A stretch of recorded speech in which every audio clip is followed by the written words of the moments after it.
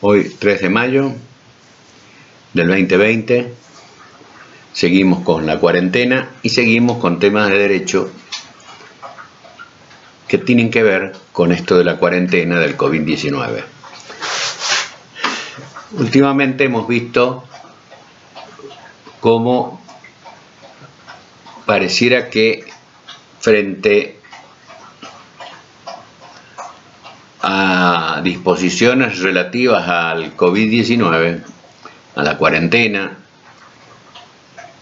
a la protección de la vida y la salud, se enfrentan o colisionan con otros derechos. Y así vemos declaraciones que nos dicen que no se puede afectar la libre circulación porque se estaría afectando la Constitución. Nos dicen que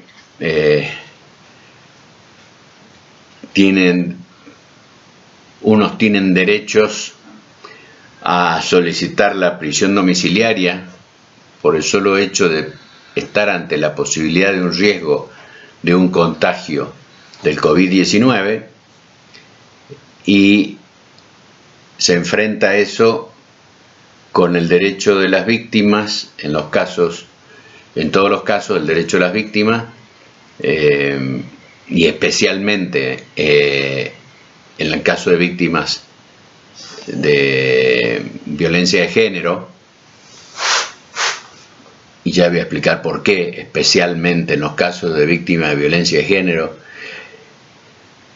y delitos contra la integridad sexual hacia niños, niñas y adolescentes. Y se anteponen unos derechos frente a otros derechos. También vemos el tema de el régimen de contacto entre los hijos y sus respectivos padres cuando estos están separados.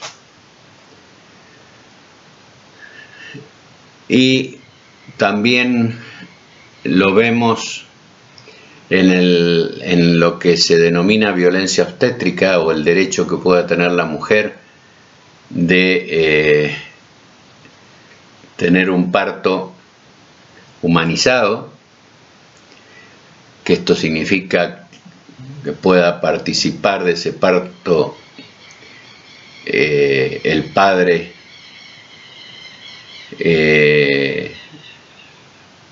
o la persona de confianza o la pareja de esa madre que va a parir. Y vemos entonces un montón de derechos que se empiezan a contraponer, y cuál vale más y cuál es el que se debe tener en cuenta. Bueno, primero que nada debemos aclarar algo. Estamos ante un hecho fortuito, de fuerza mayor, como es la pandemia. Algo que en principio podríamos decir que no hemos vivido nunca. Puede haber alguien que haya sí transcurrido algún tipo de cuarentena en su vida. Yo recuerdo los tiempos en que existía la poliomielitis y la varicela y la hepatitis. Justamente por hepatitis perdí 3er grado de la primaria porque estuve 90 días en una pieza. Mis padres entraban con barbijo, tiempo en que no había televisión, no había jueguitos, no había internet,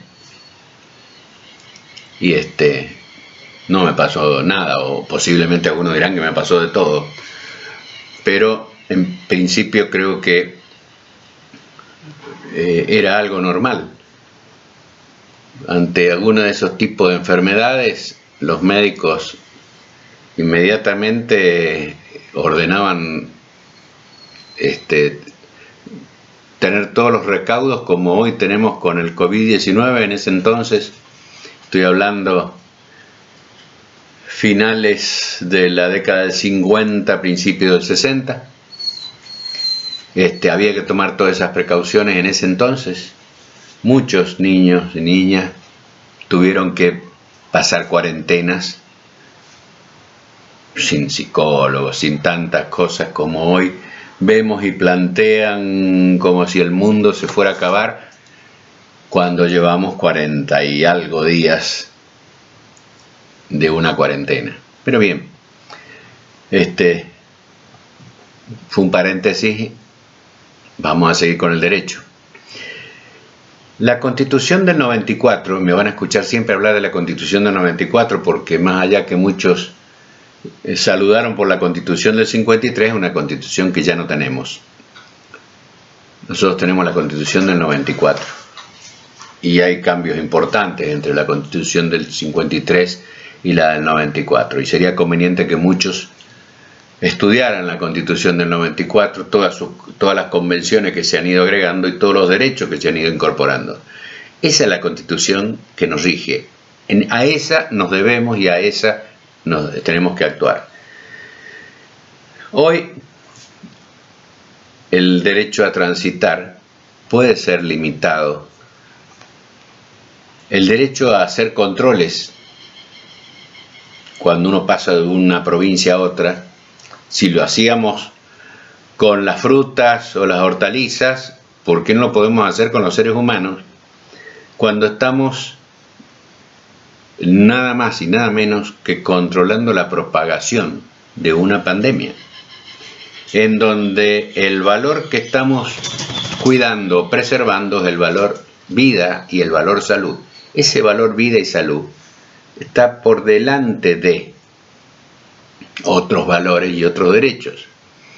Así lo han declarado varios tribunales que declararon constitucional el decreto de la cuarentena que impedía este traslado, esta libre circulación. Luego pasamos a otros derechos en donde, por ejemplo, nos hablan del parto humanizado y el derecho que tiene la mujer de que en ese parto pueda participar su pareja y que debe exigir que se le respete ese derecho. Ese derecho está en la ley 26.485, está en una ley especial de parto humanizado y está en las convenciones CEDAW y Belén do Pará. O sea que tiene rango constitucional ese derecho. Ahora, si no podemos enterrar a nuestros muertos o estar presentes en el momento de enterrar a nuestros muertos, si no podemos ir a un hospital o un centro de salud directamente, sino que previo tenemos que hacer la consulta con el médico, si las operaciones que no son de urgencia se postergan y solo se atienden las urgencias, si estamos comprando materiales descartables para proteger a todos los médicos, enfermeros y empleados que trabajan en el área de la salud, ¿podemos pensar que vamos a anteponer ese derecho que es totalmente entendible en estos momentos en donde esa persona que va a ingresar viene de la calle y no sabemos si tiene o no tiene el COVID-19, si es portador puede ser asintomático? Vamos a hacerle un test, vamos a gastar un test para poder hacer esto. Vamos a darle barbijo, vamos a darle todos los elementos necesarios que tendría que usar un enfermero ante la emergencia podríamos sí decirle, bueno, si usted quiere, compre todo esto y venga con todo el equipo. O nosotros le proveemos, si esto es posible, y usted nos abona el costo de esto que le vamos a dar. Porque muchos de estos elementos o no los vamos a poder volver a utilizar, o tenemos que después hacer un proceso de esterilización que tiene su costo. Pero aparte tendría que firmarnos, esto lo digo como institución, hospital, sanatorio, clínica, una declaración por la cual usted se hace responsable de lo que pueda producir este riesgo, porque usted pone en riesgo la institución y también se pone en riesgo usted. Obviamente que el parto se tiene que hacer, porque si hubiera una forma de poder postergar el parto para el año que viene, cuando no esté el COVID-19, algo imposible. Y es lo mismo que ante un infarto, ante una apendicitis hay que operar porque si no viene una peritonitis. Estos son temas de sentido común y de lógica. Si vamos contra el sentido común y la lógica, y ahí tropezamos. Y ahí estamos enfrentando derechos y tenemos que pensar muy bien en esos derechos. Esto pasa lo mismo con el régimen de visitas. Si el centro de vida del niño, niña o adolescente es la casa del papá o de la mamá, ahí es donde tiene que estar. Si por razones la cuarentena quedó en un domicilio que no correspondía, bueno, hay que gestionar el permiso correspondiente para su traslado al domicilio que corresponda. Si ese papá o esa mamá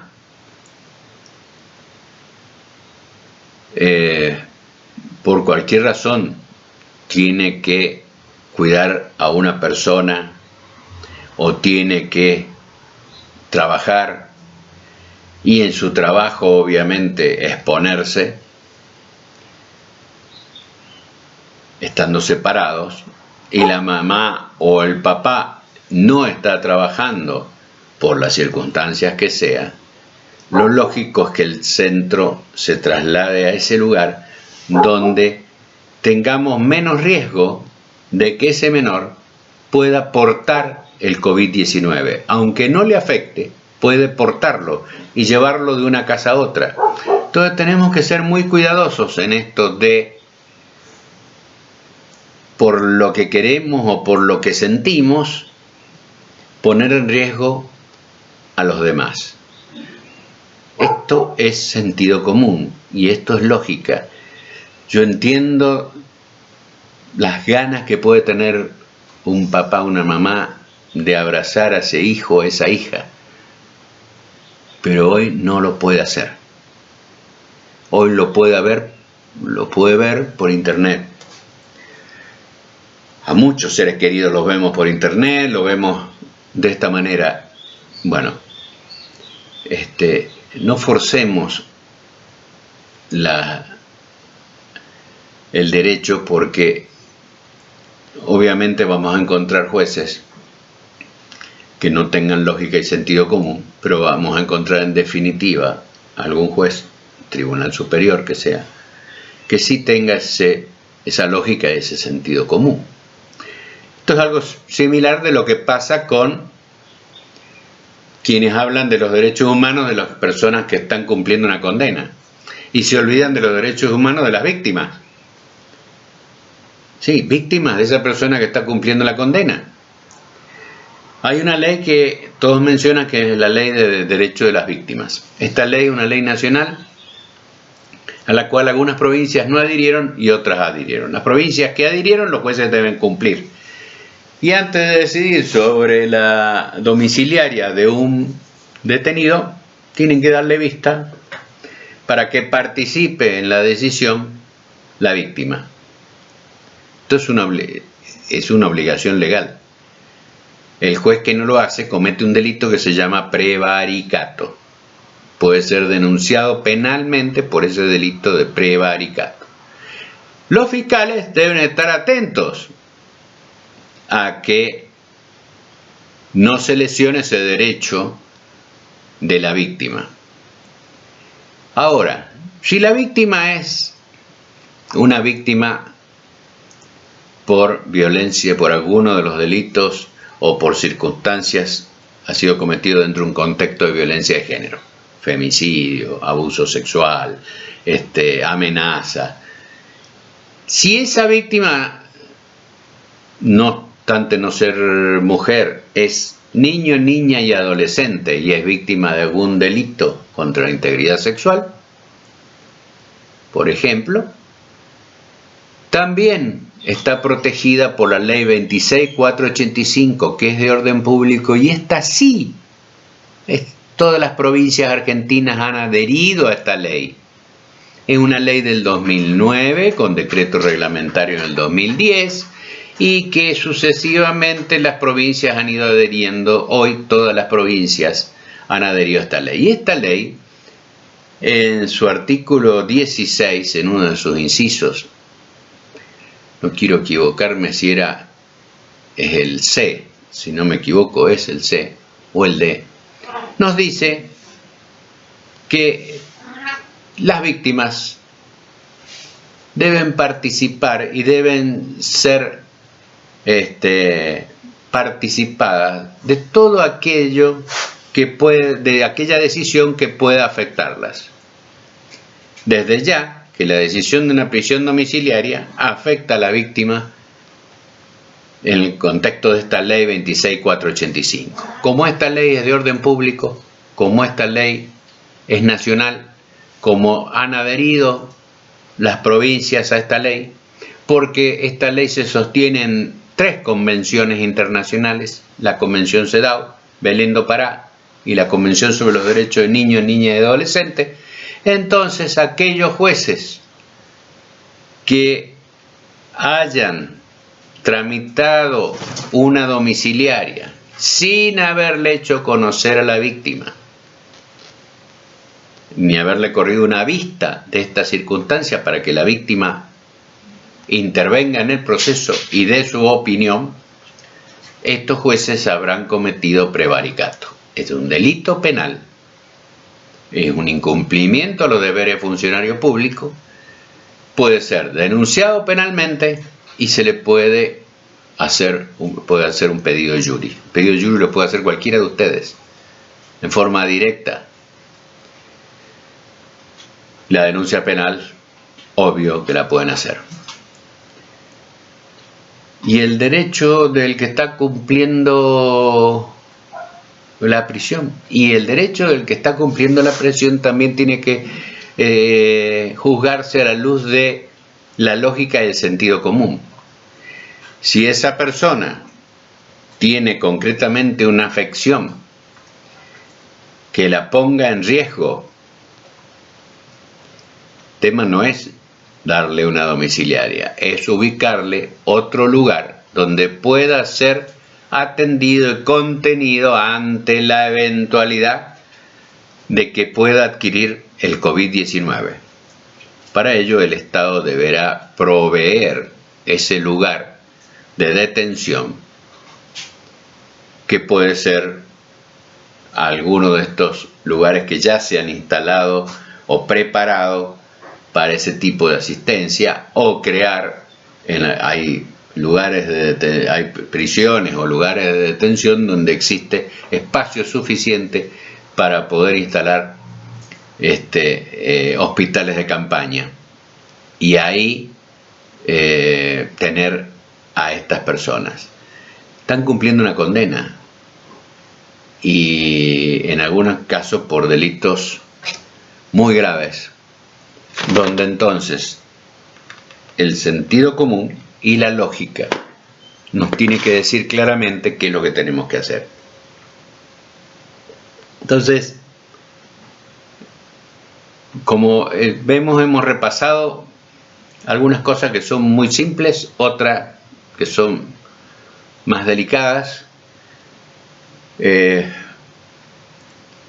Creo que en este momento lo importante y el derecho más importante y el valor más importante que debemos cuidar es el derecho a la salud y a la vida. Este debe ser el primero, el que no tenemos que poner en riesgo, porque si ponemos en riesgo va la vida nuestra y la de nuestros semejantes. Estamos atravesando, o mejor dicho, estamos por atravesar los momentos más difíciles, que son el invierno. Ese invierno que todavía no llega, que falta más de un mes para que llegue, y cuando llegue van a aparecer las enfermedades comunes de esta época y las consultas se van a acrecentar y el sistema de salud se va a empezar a colapsar.